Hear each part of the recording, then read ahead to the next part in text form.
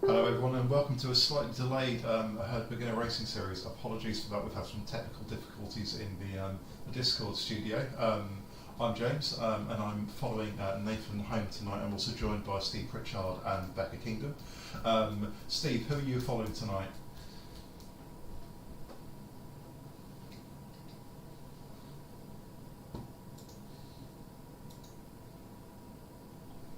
Evidently so. Becca, who are you following?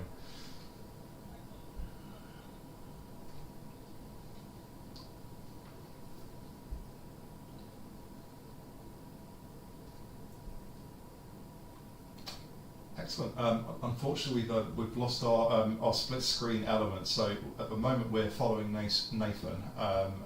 Nathan started well, struggled a little bit on the hill. He's currently sat in 20th place out of 112. We are just over the first hill, and we are shortly going to be heading towards the S's. Sorry, Steve. Who are you following tonight?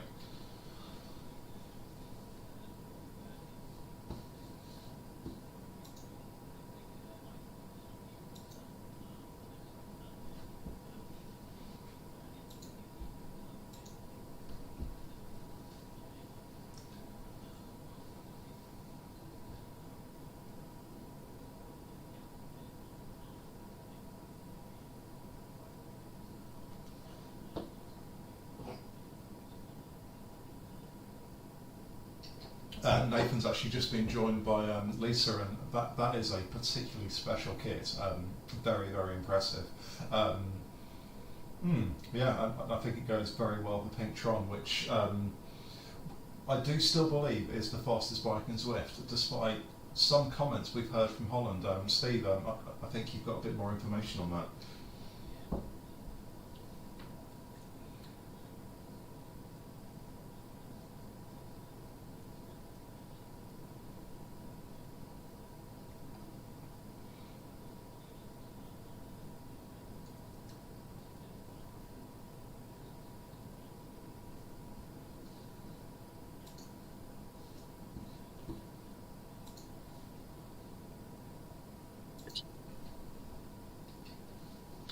I've just realised that since we quickly switched over from onto my stream, no one's been able to hear anyone other than me. So that's definitely been a good start to the evening.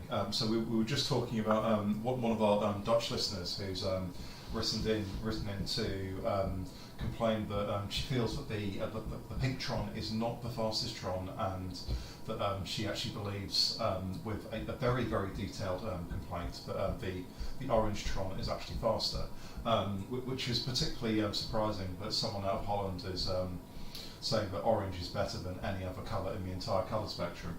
Um, However, I do feel that we've seen evidence over a number of races that pink always goes faster and gives you an extra 5 watts. And on the note of colours, I think we do need to point out that Nathan is wearing his brand new black and red shoes tonight, and as anyone knows, all Go Faster stripes are red, so that's going to be worth at least another 5 watts. Unfortunately, he's not in a pink Tron, so he could have had an extra 10, but it's not to be tonight. Becca, what are your thoughts on the colour combinations? Lisa's made the right choice on the pink Tron. The pink Tron is definitely faster, no matter what you say, whether about orange Trons or any others. Although I think we determined on Thursday's CDT that the blue Tron was the slowest Tron. Slowest Tron. Slowest Tron. And in what's good news for all fans of sports commentary out there, James, I am slightly drunk and have been repeating myself drunk for at least 15 years now. So more than happy to say exactly what I've said all over again. I'm following Jean Boot tonight. No idea how to say his name. Appears to be on a TT bike. I think that's about the third time I've tried to say that. The first time I'd muted myself. The second time you'd muted me. So in what is a new dawn for technical competence today in the Herd Racing League commentary team, we're also going to talk about colours. Our Dutch writer was very concerned that you had reported that pink was closer in the spectrum to red, sent us several spectral wheels from various paint companies who haven't sponsored us yet, so we're not going to mention their names this time.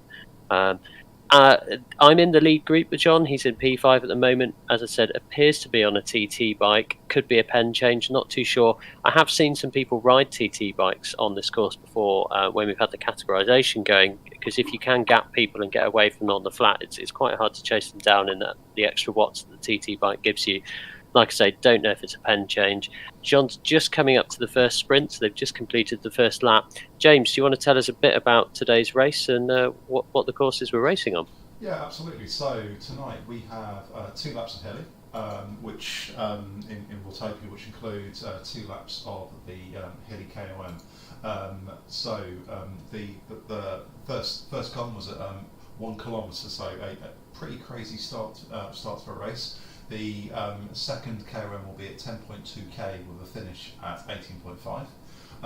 We have an elevation gain over the course of a race of 217 metres, so it's fairly short and a little bit bumpy at parts. But I'd just like to throw a little shout out to, I think, first time listener and first time commenter on our YouTube stream, Emma Barnes, whose boyfriend is racing tonight. We think she means Sean, not entirely certain. Either Sean or Nathan, and we're just waiting for her to clarify that. Gordon is yet again complaining about the fact that I'm not very loud over the stream. Please bear with me. I will try and eat my mouthpiece. But anyway, back to a race. Nathan is just hitting 9.5 kilometres. He's in a group with Lisa, and Ben Poynton is there yet again. We saw Ben either last week or the week before. One of our favourites, Michael Bowser, is currently holding exactly 2.9 watts per kilo, as he will do so for the entire race and still finish in the top 10. He is only about 15 seconds up the road, so not too far away at all. Is Jean on to the second lap? Yeah, we're just hitting the second com, and well, it's all blown up. Apparently, it is a bike change in the pen, so he's not actually on the TT bike. Hitting some big numbers here. We're onto that steep hairpin turn where I famously like to drop a feather and gap you, James. Lots of big numbers being kicked up here. We're looking at 7, 8 watts per kilogram. Lots of orange numbers appearing. Really, everyone's trying to put the hurt on as they look to really make the selection. In this case, John's kicking hard. He's in P4 at the moment. There's a few people that look to have gapped off ahead up the road, but he's making a real dig here. Hannah apparently is John's girlfriend. I think we need to ask some questions about his slightly dodgy taste in profile pictures of you, Hannah, wearing his Coventry University cycling kit. I think we need to check in on that one. Any opinions on that, James and Becca? I think we should probably just clarify her name is actually Emma and not Hannah. Okay, good work, Hannah. Oh my god. Becca, I think we should just hand over to you in terms of the kit choice. Thanks, Jeremy. I don't see what's wrong with wearing a university kit, although Exeter is far better than Coventry. Lisa's kit choice, seeing as I was muted when I was talking about it, is Betty Designs and is absolutely fantastic, as always. And she's just staying with the group, going up the column. Yeah, so Nathan's putting out big watts going up the hill, mid-threes, low fours. See how long you can sustain it up this 7% incline. Doing a great job so far. Staying with his group, which will definitely give him a bit of impetus to keep on pushing. But you can see Lisa's going for a bit of a push now as well, Becca. Yeah, sorry.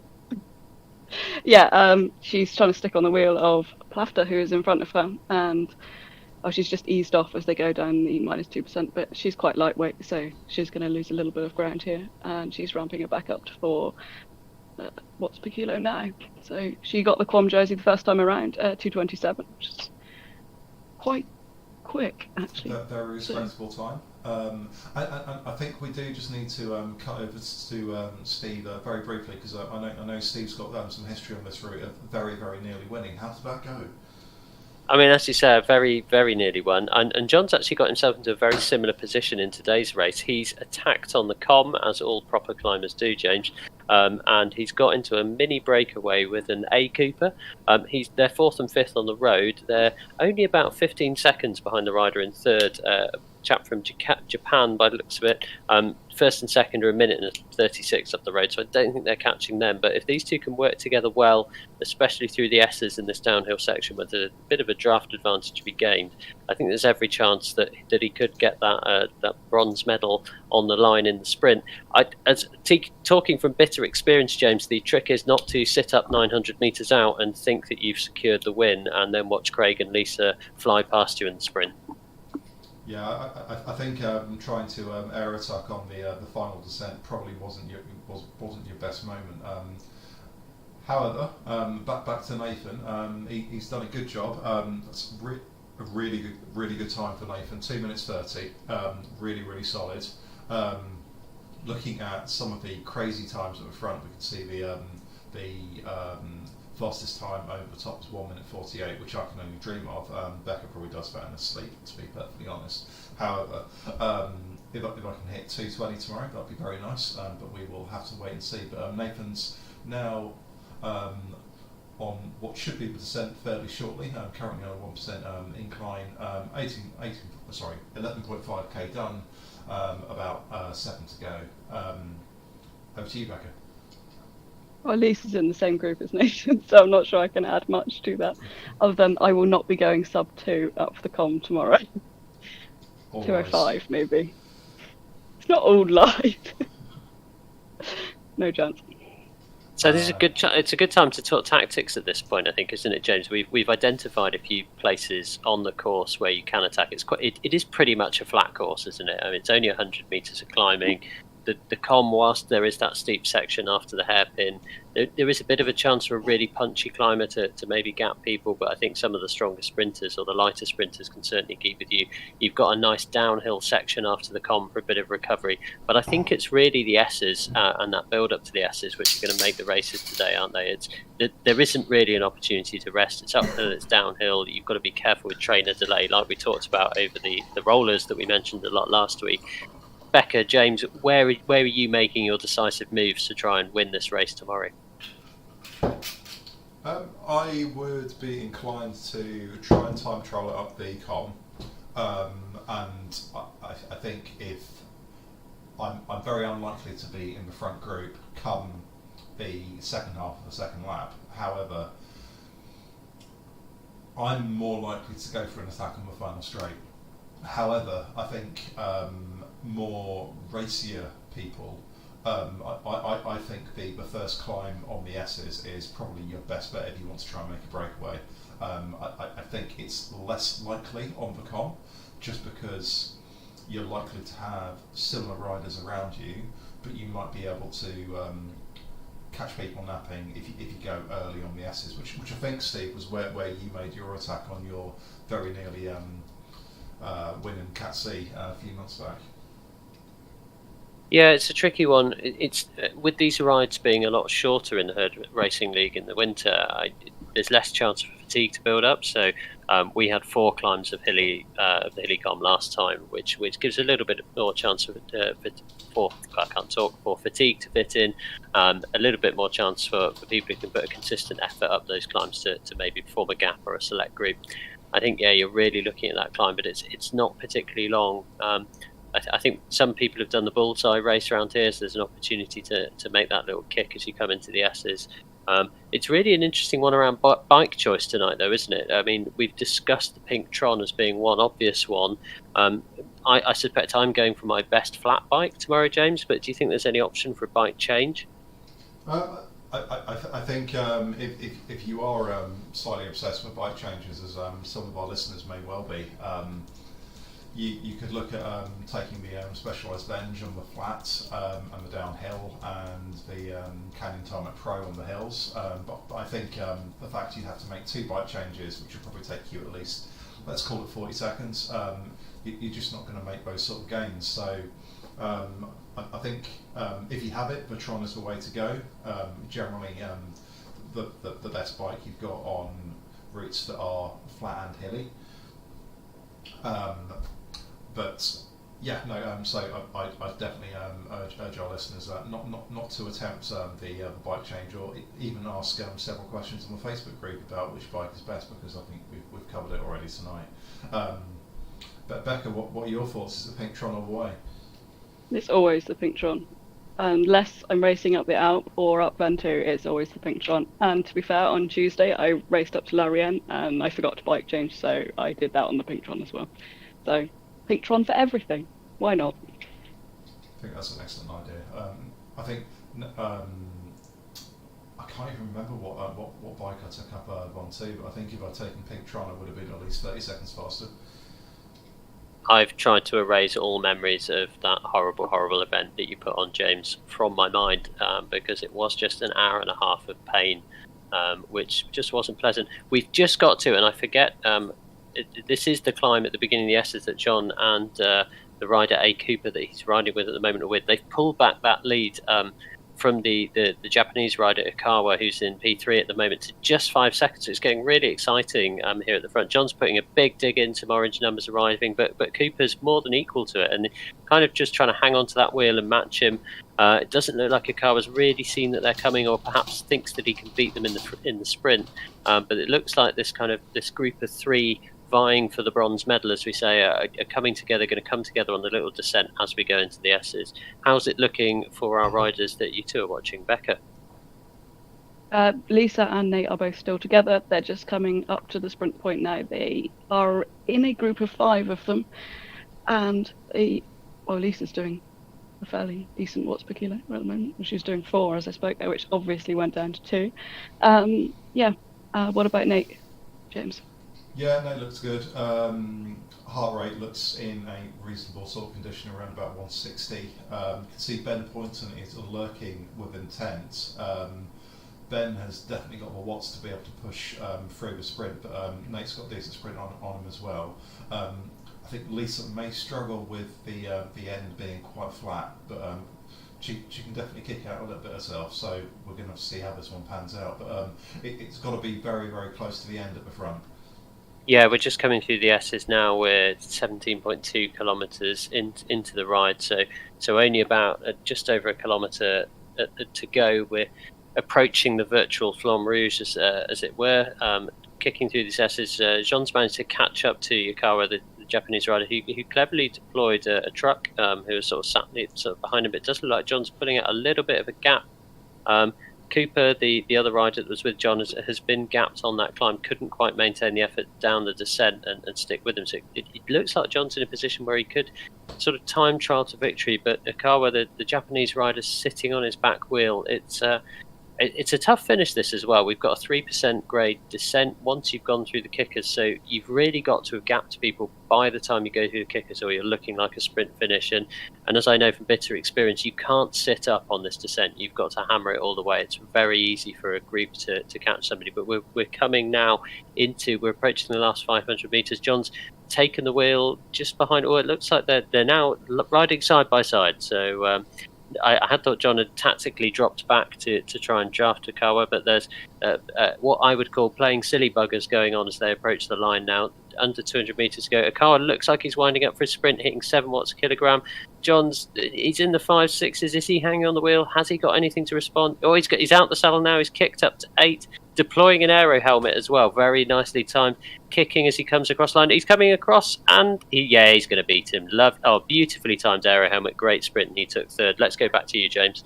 Yeah, so we've hit the S's, and Nathan has made a big move. He was holding 6-7 up the first of the S's, and he's pulled out a 5-second lead over the rest of the field here. So he's currently sat in 19th position. The guys behind him, so I can see Ben Poynton is putting out over 3 watts a kilo, which is probably about 12,000 watts. And he's making a big ploy to try to get back on. Whether or not he's able to do it in time, but yet the lead's now down to 3 seconds. After the first of these rolls on the S's, they all get a little bit more short and shallow. So I think the heavier watts are probably going to help him out. But we're still looking at 3-4 second gap for Nathan. So he's definitely managed to pull out a bit of a lead. and we're just about to go around the last of the S's, and then we'll hang a right onto the start-finish straight, where we're going to have a little bit of a descent until about 350 metres before the line. So we are, I'd say, probably 900 metres out at the moment. The gap has pulled out to about 6 seconds. Whether or not the guys behind have given up. Becca, is Lisa still there, or has she dropped off? Unfortunately not.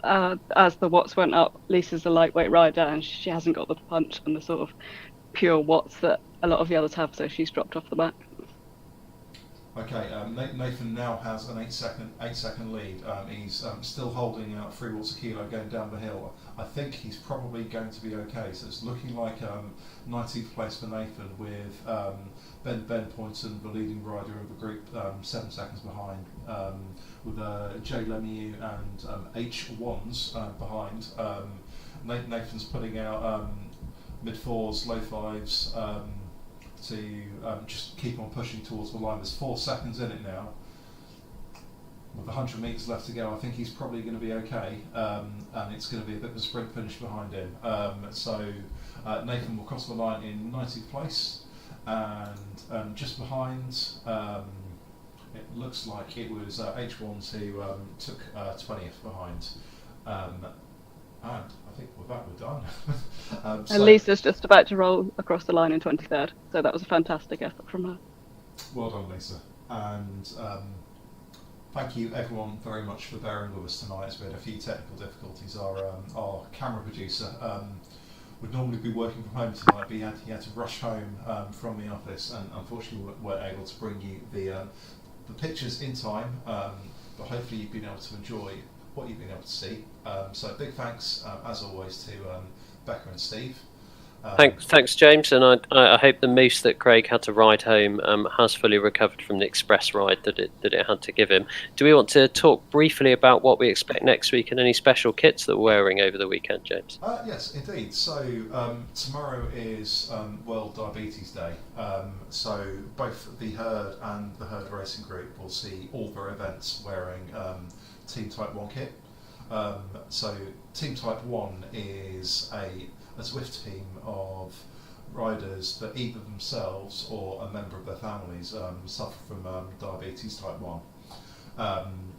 So we'll be all be wearing Team Type 1 kits for all of our rides on Saturday, and we're hoping to also on the Herd group rides to post a few messages to increase support and awareness of diabetes. But so that's Saturday.